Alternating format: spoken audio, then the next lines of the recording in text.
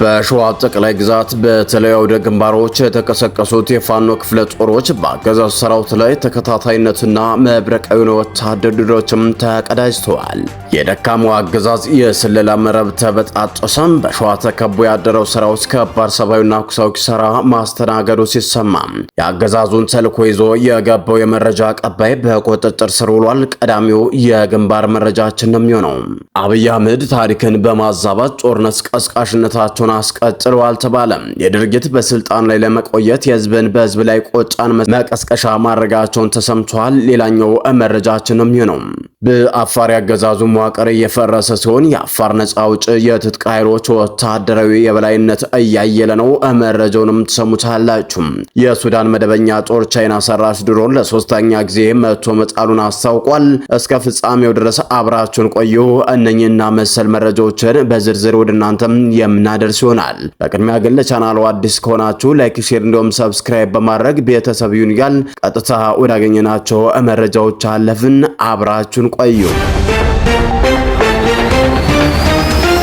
በሸዋ ጠቅላይ ግዛት በተለያዩ አውደ ግንባሮች የተንቀሳቀሱት የፋኖ ክፍለ ጦሮች በአገዛዙ ሰራዊት ላይ ተከታታይነትና መብረቃዊ የሆኑ ወታደራዊ ድሎችን ተቀዳጁም። በተጉለትና ቡልጋ አውራጃ ባንኮበር ክላስተር ልዩ ስማቸው ዳሎሎዛ በተባሉ ቦታዎች ላይ ያሳምነው እዚህ አርበኛው መሐመድ ቢሆነኝ ኮር የእትዬ ጣይቱ ክፍለ ጦር አራተኛ ሻለቃ የጠላትን ኃይል ሌሊቱን ሙሉ ከቦ ካደረ በኋላ ረፋዱ ላይ በሁለት አቅጣጫ ምሽጉን ሰብሮ በመግባት ባደረገው ፍልሚያ የአገዛዙን ሰራዊት ሞትና ቁስለኛ እየጎተተ እንዲፈረጥጥም ተገዷል። በዚህ ውጊያ አራት ያገዛዙ መከላከያ አባላት ሲደመሰሱ፣ ስምንቱ ደግሞ በጽኑ መቁሰላቸው ታውቋል።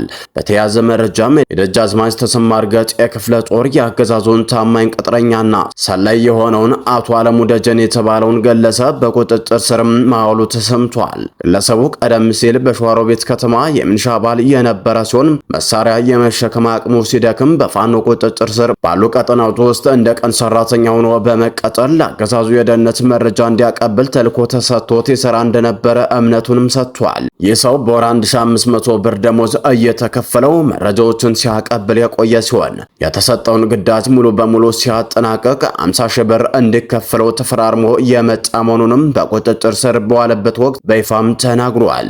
በሌላ በኩል ደግሞ ጀግናው የበረኛው ቀስተ ደመና ሻለቃ በዛሬው ዕለት በጎፍ ጭማ ታዳጊ ከተማ የጠላትን አከርካሪ የሚሰብር ሌላ ታላቅ ወታደር እርምጃ ወስዷል። ከሌሊቱ 11 ሰዓት ተኩል ጀምሮ በተሰነዘረው በዚህ መብረቃዊ ጥቃት የወገን ጦር ሙሉ የውጊያ የበላይነትን የተቆጣጠረ ሲሆን የአገዛዙ ሰራዊት ከፍተኛ የስነ ልቦናና የአካል ስብራት እንዲያስተናግድም አድርጎታል። ከዚህ ታላቅ ወታደር ድል በተጨማሪም የበረኛው ቀስተ ደመና ሻለቃ 4 የክላሽንኮቭ ጠመንጃ፣ 4 የወገብ ትጥቆች እንዲሁም የእጅ ቦምቦች፣ ስናይፐር ካዝናዎችና በርካታ የክላሽና የብሬን ጥይቶችን መማረክም ችሏል።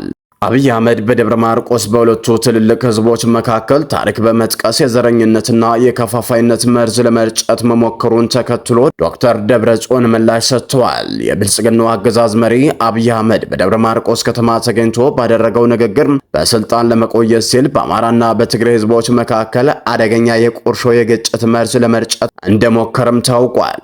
መሪው የታሪክ ጠባሳዎችን ሆን ብለው በመጎርጎር የጎጃምን ህዝብ አፄ ዮሐንስ የደረሰባቸውን እንዳትረሱ በሚል ያስተላለፉትን ጸያፍና የከፋፋይነት መልእክት ተከትሎም ዛሬ የትግራይ ክልል ፕሬዝዳንት ዶክተር ደብረጽዮን ገብረ ሚካኤል ጠንከር ያለና የአገዛዙን ድብቅ ሴራ የሚያጋልጥ ይፋዊ መልእክትም አስተላልፈዋል። ዶክተር ደብረጽዮን ገብረ ሚካኤል ዛሬ ባስተላለፉት መልእክት የአብይ አህመድ የከፋፋይነት ፖለቲካ ጭንብል ሙሉ በሙሉ የገፈፉ ሲሆን በመግለጫቸውም በዚህ መካከል ግጭትና አለመተማመን መፍጠር እንደ ቁልፍ የፖለቲካ መሳሪያም በመጠቀም በስልጣን ለመቆየት የተጉት ባለፉት ዓመታት የአማራና የትግራይ ህዝቦችን በማያባራ ግጭትና ቁርሾ ውስጥ ለማስገባት ያልተደረገ ጥረት ሆነም ያልተፈነቀለ ድንጋይ የለም ብለዋል።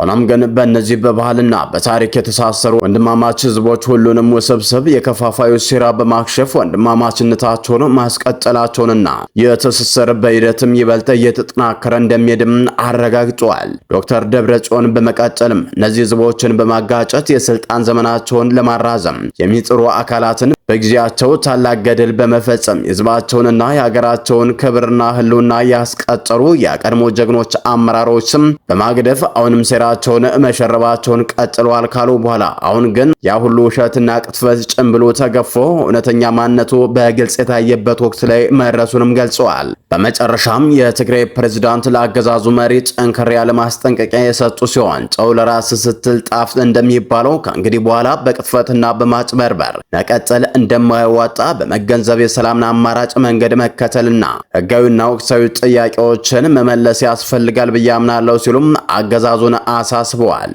ይህ በእንዲህ እንዳለ በአፋር የክልሉ የጸጥታ መዋቅር እየፈረሰ በአንጻሩ የክልሉ ታጣቂዎች አቅማቸውን እያጠናከሩ እንደሆነ ተገለጸ። በአፋር ክልል ብልጽግና ፊት ለፊት እየተፋለመና በርካታ ሰራዊት እያሰለጠነ የሚገኘው የአፋር አብዮታዊ ግንባር በክልሉ ላይ ያለውን ወታደራዊ ይዞታ እያጠናከረ መምጣቱን ተከትሎ አገዛዙ በአፋር ምድር ላይ የነበረውን የበላይነትና ውጥረት ሙሉ በሙሉ እያጣሙንም ተረጋግጧል። በክልሉ አዲስ የሆነ የጦርነት ግንባር የተከፈተ ሲሆን ይህም የአብይ አህመድ አገዛዝ ሌላ ታላቅና የማይወጡ ወታደራዊ ስብራት እየሆነ መጥቷል ተብሏል። የአካባቢው የውስጥ የመረጃ ምንጮቻችን እንደሚያመለክቱት በአሁኑ ወቅት የክልሉ ከፍተኛ የብልጽግና አመራሮች፣ የካቢኔ አባላትና የታችኛው መዋቅር ታጣቂዎች በአገዛዙ ላይ እምነት በማጣትና የትግሉን የበላይነት በመረዳት በብዛት እየፈለሱና የአፋር ታጣቂ ኃይሎችን እየተቀላቀሉም ይገኛሉ ተብሏል። ይህ የባለስልጣናትና የታጣቂዎች መፍለስ አገዛዙ በአፋር ኮሪደር ላይ ያለውን የደህንነትና የወታደራዊ ቁጥጥር ሙሉ በሙሉ እንዲያጣም አድርጎታል ነው የተባለው። በዚህ ታሪካዊና አዲስ ወታደር ግንባር መፍጠር ወቅት ታዋቂ ወጣት የዲፕሎማሲያዊና የዓለም አቀፍ ግንኙነት ምሁር ጣይር የተባለ ግለሰብ ወደ ትግል ሜዳ በይፋ መግባቱንና ድርጅቱን መቀላቀሉን አብስሯል። የዚህ ወጣት ምሁር ወደ ትግሉ ሜዳ መግባት የትግሉን በአገር አቀፍና በቀጠናው የፖለቲካ ውድ ላይ ይበልጥ ጠንካራ ስልታዊና ዓለም አቀፋዊ ተደራሽነት ያለው እንደሚያደርገውም ተገልጿል። ይህ በአፋር ምድር ላይ አዲስ የግጭት ቀጠና መፈጠሩ በአማራ ክልል በፋኖ ሰራዊት ላይ ከፍተኛ ወታደራዊ ኪሳራ እየደረሰበት ስላለው የብልጽግናው አገዛዝ መርዶም ነው። የአፋር ኃይሉም ከአማራው የፋኖ ሰራዊት ጋር በቅንጅት ለመስራት ያለውን ጽኑ ፍላጎት በተደጋጋሚ የገለጸ ሲሆን በአፋር በኩል አማራን ለማጥቃት አገዛዙ የሚጠቀምበት ስልታዊ መንገድ ሙሉ በሙሉ ለመዝጋት መቁረጡም ይታወቃል። አሁን ደግሞ የዲፕሎማሲያዊ ምሁራንና የክልሉ አመራሮች ወደ በረሃ መግባታቸውን በአፋር ላይ አዲስ የአመጽ ማዕበል መነሳቱንና የአገዛዙ ወታደራዊ መዋቅር ከአቅሙ በላይ በሆኑ በርካታ ግንባሮች እየተበታተነ መሆኑን በግልጽም ያሳያል። የሱዳን መደበኛ ጦር በሎቤታ አቅራቢያ ዘመናዊ የቻይና ምርት የሆነችውን ድሮን መጥቶ መጣሉን አስታውቋል። የሱዳን መደበኛ ጦር ከፈጣን ድጋፍ ሰጪ ኃይሎች ጋር የሚያደርገው ውጊያ በከፍተኛ ሁኔታ በበረታበት በዚህ ወቅትም በሰሜን ኮርዶፋ ግዛት በስትራቴጂካዊ አልወቢድ ከተማ አቅራቢያ ዘመናዊ የቻይና ምርት የሆነችው ድሮን መጥቶ መጣሉን በይፋም አስታውቋል። የሱዳን መከላከያ ትናንት ዕለት ባወጣው መግለጫ የአየር መከላከያ ስርዓቱ ስልታዊ ድሮን ከልቤድ በስተ ሰሜን ምዕራብ አቅራቢያ ተመቶ መጣሉንም ገልጿል። ይህ በአንድ ወር ውስጥ ተመሳሳይ የቻይና የድሮን ምርት ሲመታ የአሁኑ ለሶስተኛ ጊዜ መሆኑንም ተመላክቷል። እንደ ሱዳን ጦር ገለጻ የመጀመሪያው የጠላት ድሮን በሰኔ 25 ቀን በናይል ግዛት በቴንደላ አካባቢ የተመታ ሲሆን ሌላኛው ደግሞ በሚቀጥለው ሳምንት ካርቱምና ሰሜን ኮርዶፋን በሚያገናኘው ዋና አውራ ጎዳና ላይ መመታቷም ይታወሳል።